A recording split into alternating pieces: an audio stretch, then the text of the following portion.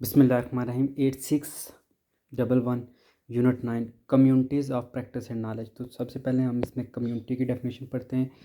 Communities a social structure comprising A group of people. तो community में जो है ना एक ग्रुप ऑफ पीपल होता है। कम्युनिटी में डिफरेंट पॉपुलेशंस होती हैं। फॉर एग्जांपल के हो सकता है इंडिया के लोग भी हों, पाकिस्तान के लोग भी हों, किसी और मुल्क के लोग भी हों। यानी अगर पाकिस्तान के लोग पाकिस्तान में होंगे तो वो एक पॉपुलेशन है, इंडिया के लोग इंडिया में तो वो एक पॉपुलेशन है। तो वो जब फॉर एग्जांपल यूके में रहते हैं तो वो फिर एक कम्युनिटी बन जाती है। Living in the same local, तो एक ही जगह में जो रहते हैं, जिनकी लोकेशन एक ही होती है। Belonging to the same religion और सेक्ट, तो उनका मज़हब या जो होता है ना, कहते हैं आगे मज़हब के आगे वो फ़िरका, वो भी एक ही होता है। Sharing same socio political interest, तो उनके एक ही जैसे जो होते हैं ना वो सोसाइटी के और जो है ना सोशल और पॉलिटिकल जो है ना सियासती इंटरेस्ट, एक ही जैसी दिलचस्पियाँ होती हैं, एक ही जैसे इंटरेस्ट होते हैं कि ठीक है हाँ ये इसी, यानी वो एक मुल्क में रह रहे हैं तो उनकी एक ही जैसी होंगी socio political interest. Having same academic professional field, तो उनकी एक ही प्रोफेशनल फील्ड हो। फॉर एग्जांपल आप आज गए हैं किसी एक स्कूल के इर्द गिर्द के लोग जो है ना, या किसी एक स्कूल किसी एक मोहल्ले को फॉर एग्जांपल आप ले लें कि ठीक है, आप वो एक जो है ना ऑफिसर कॉलोनी या इस तरह जो है ना उनका कल्चर, लैंग्वेज, इकोनॉमिक हॉबीज सब एक जैसी होती हैं। The social construction of identity shapes each words view and interpretation of the word, तो जो सोसाइटी है ना वो कंस्ट्रक्ट करती है आइडेंटिटी शेप्स ईच पर्सन, एक बंदे का व्यू जो हो या उसकी जो वर्ड की जो उस दुनिया के बारे में जो उसका ख्याल हो, जो उसकी राय हो, वो सब कुछ एक मैटर करती है उसके सोशल रिलेशन के साथ भी। कम्युनिटी ऑफ प्रैक्टिस अब जो है ना इसको डिफाइन किया है लेव एंड वेंगर ने 1991 में। Introduce the concept of community of practice which describes a learning theory theory with a strong relationship to the social construction of knowledge, तो उन्होंने एक थ्योरी जो दी कम्युनिटी ऑफ प्रैक्टिस जो डिस्क्राइब करती है कि जो स्ट्रॉन्ग रिलेशनशिप है सोशल कंस्ट्रक्शन का वो नॉलेज के साथ है। A strong relationship to the social construction of knowledge, के जो है ना सोशल कंस्ट्रक्शन और नॉलेज का एक स्ट्रॉन्ग रिलेशन है सोशल कंस्ट्रक्शन ऑफ नॉलेज का। एक कम्युनिटी ऑफ के उनकी थ्योरी का जो तल्लक था ना वो इस चीज़ से था कि जो आपका माशरती बर्ताव है या माशरती जो बनाव है वो नॉलेज का है। एक community of practice is not simply a club of friends or an association of connections between people, तो कम्युनिटी जो होती है प्रैक्टिस वो कोई सिंपली दोस्तों का क्लब नहीं होता या कोई एक मिले जुले कनेक्शन नहीं होती लोगों के दरमियान। It has an identity defined by a shared domain of interest, तो ये एक पहचान होती है, एक जो लामत होती है कि defined by shared domain of interest के एक ठीक है जो मिले जुले होते हैं इंटरेस्ट उनके दिलचस्पियों की बिना पर होती है कम्युनिटी ऑफ प्रैक्टिस। कि वो सिर्फ कोई कम्युनिटी ऑफ प्रैक्टिस ये नहीं है कि ठीक है जी कुछ दोस्त मिल के तो ये ठीक है एक ही रास्ते पे चल पड़े तो कम्युनिटी होगी, नहीं है इस तरह नहीं है, बल्कि वो एक identified defined by shared domain of interest के उनकी बेस जो होती है डोमेन जो होती है वो इंटरेस्ट के बेस पे होती है।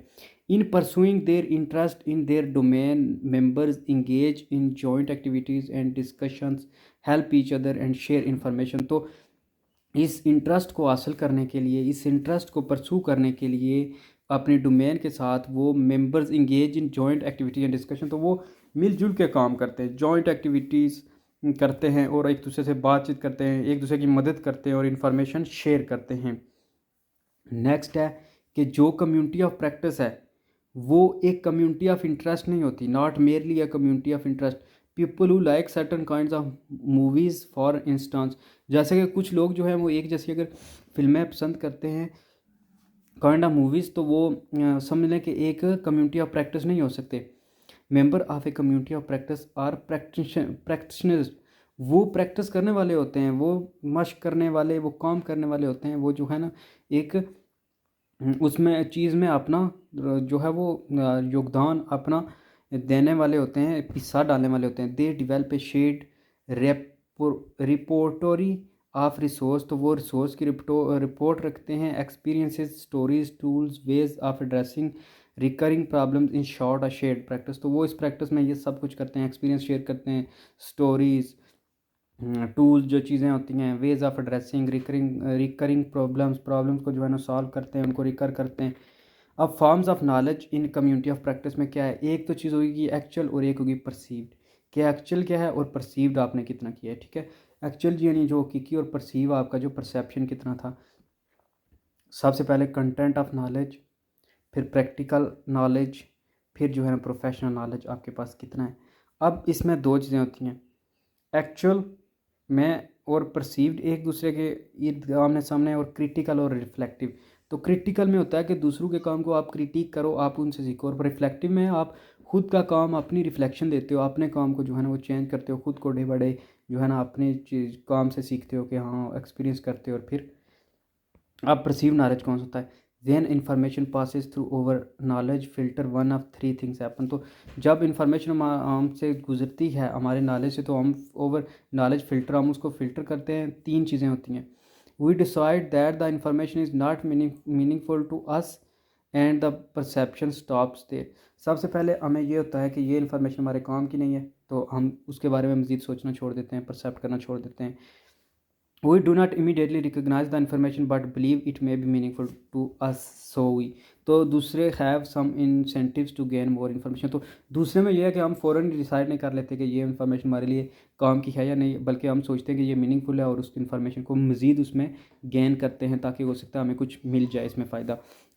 तीसरी है the information is meaningful to us and therefore passes through the next filter, the valuing filter. तो फिर जो एजुकेशन तीसरे फेज़ में जाके पास हो जाती है, वो फ़िल्टर हो जाती है, और हम सोचते हैं कि ये वैल्यूएबल है, इसकी कदर है, तो फिर हम जो है ना आगे बढ़ते हैं, जिसको कहते हैं वैल्यूइंग फ़िल्टर में। If a person always feels well informed, he or she may engage in early closure, not seek out additional information and perhaps each a faulty conclusion. तो कुछ लोगों को लगता है कि ठीक है उनके पास ज़्यादा इन्फॉर्मेशन है, तो वो फिर जो है ना जल्दी चीज़ों को क्लोज़ कर देते हैं, फिर मज़ीद इन्फॉर्मेशन नहीं लेते, जिसकी वजह से जिसके जो नताइज होते हैं वो फॉल्टी होते हैं, वो नताइज काम के नहीं होते।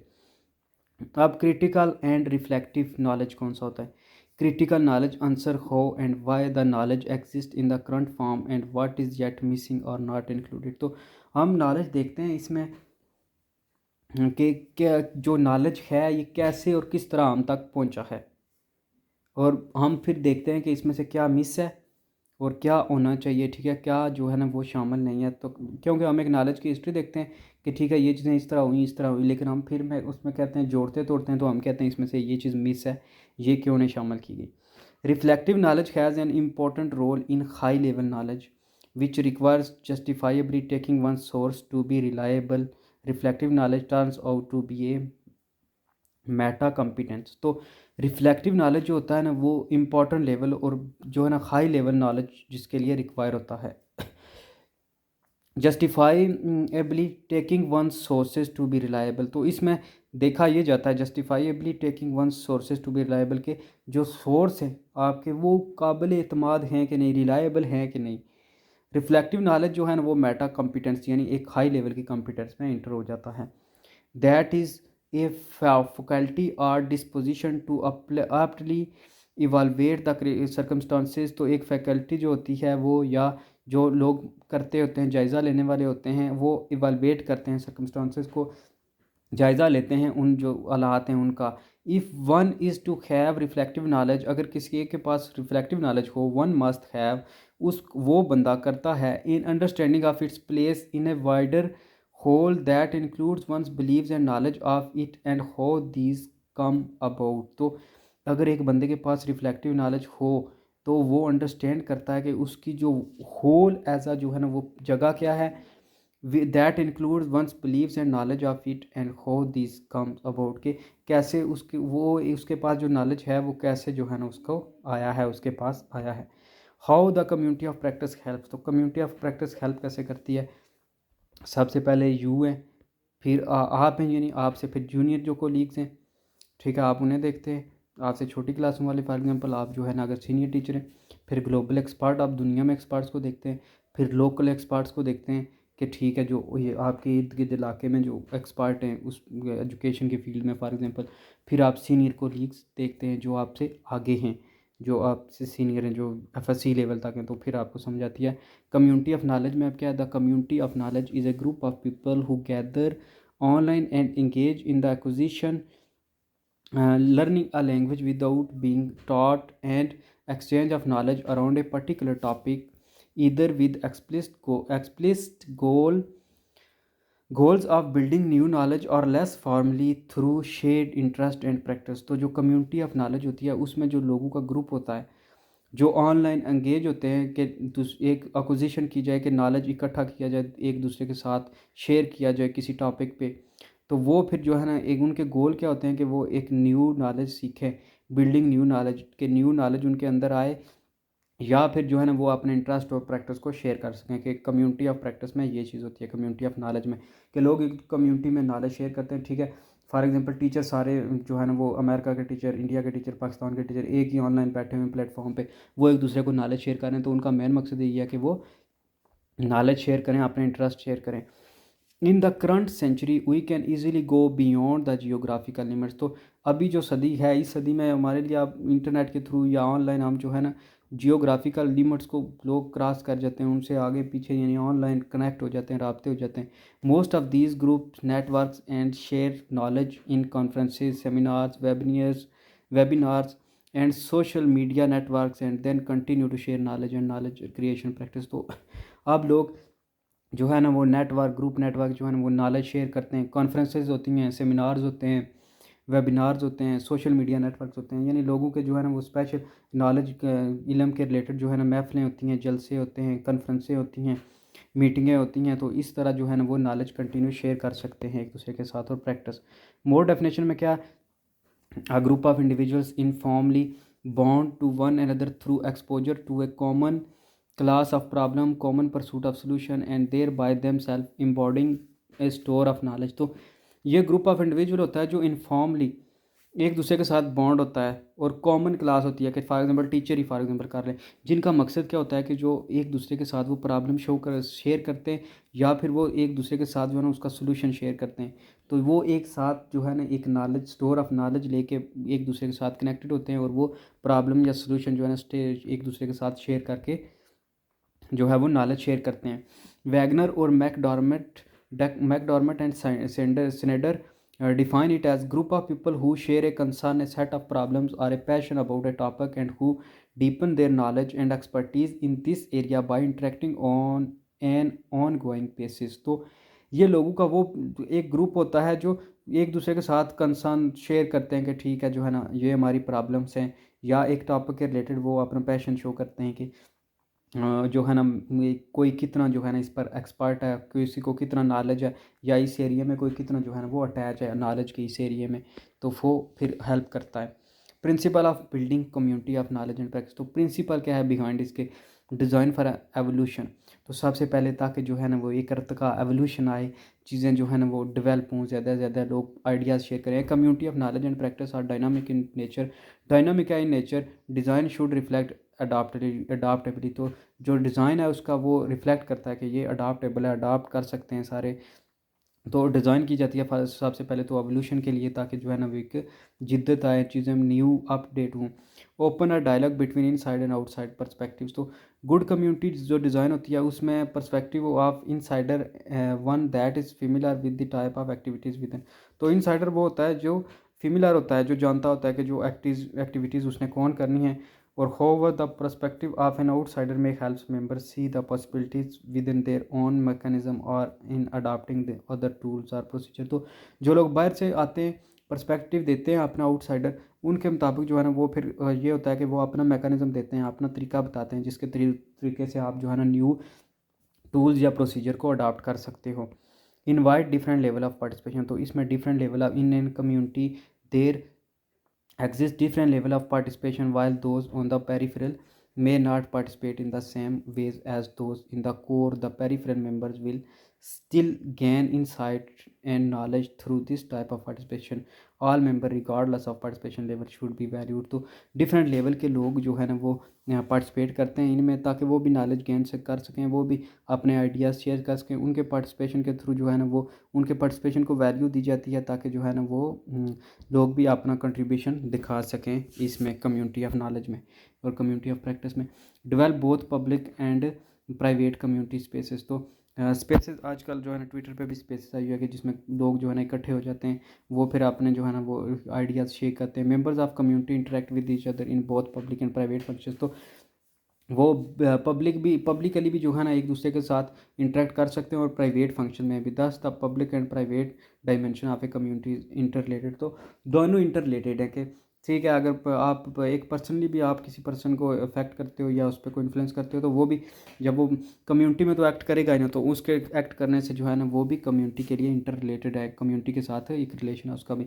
The key to designing community spaces is to orchestra activities in both public and private spaces that use the strengthen of the individual relationship to enrich event and use event to strengthen individual relationship। तो इसमें क्या होता है कि वो basic मकसद जो है ना, देखें दो कम्युनिटीज़ या डिफरेंट किस्म के लोग आपस में मिलते हैं, तो वह जब वो वापस अपनी कम्युनिटी में जाएंगे तो उसका कम्युनिटी पे असर तो होगा ही, वो अपना नॉलेज बंदा शेयर करेगा, तो इससे स्ट्रेंथन आएगी, मजबूती आएगी, चीज़ें शेयर होंगी, रिलेशनशिप जो है ना वो गाढ़ा होगा ही, तो इससे जो है ना वो फ़ायदा ही है। फोकस और values as community are voluntary, तो वैल्यू इज़ ए की। तो जब कम्युनिटी वॉलंटरी हो तो वैल्यू जो है ना वो की होती है। For members and perspective members communities must offer value और देर will may not be the incentive for participation, while value may not always be explicitly apparent। value should grow over time as the community evolves। तो value जो होती है ना वो different किस्म की होती हैं, पर्सपेक्टिव ऑफ मेंबर्स, फिर कम्युनिटीज़ जो है ना वो ऑफ़र करती हैं वैल्यूज़ को। और कभी कभी जो है ना अगर कम्युनिटी से इंसेंटिव्स ना पार्टिसिपेशन के लिए ऐड करें, तो वैल्यू जो है ना वो एक्सप्लिसिटली अपेरेंट होती हैं। Value should grow over time, value जो है ना टाइम के साथ साथ ग्रो होती हैं जैसे जैसे कम्युनिटी जो है वो इवॉल्व होती हैं। Combine familiarity and excitement. तो फेमिलियरिटी क्या, like the confronts of A home town, जैसे कि एक जो है ना वो comforts of A home town, एक मोहल्ले के लोग आपस में मिलजुल रहे हैं, उनमें फेमिलियरिटी या जानते हैं एक दूसरे को, is important for communities of knowledge and practice. तो कम्युनिटी ऑफ नॉलेज और प्रैक्टिस के लिए ये ज़रूरी है कि आप फेमिलियर हों, एक दूसरे को जान पहचान हो, बिल्कुल रिलैक्स हो, कम्फर्ट हों एक दूसरे के साथ। Excitement is also an important part in other ways. तो एक्साइटमेंट भी इंपॉर्टेंट है, ठीक है, कि उसके बारे में बहुत क्यूरियस होना कि ठीक है ये चीज़ मैंने सीखनी है, जहाँ तक जाना है, बड़ा जल्दी दिल कर रहा है पहुँचने का फ़ौरन।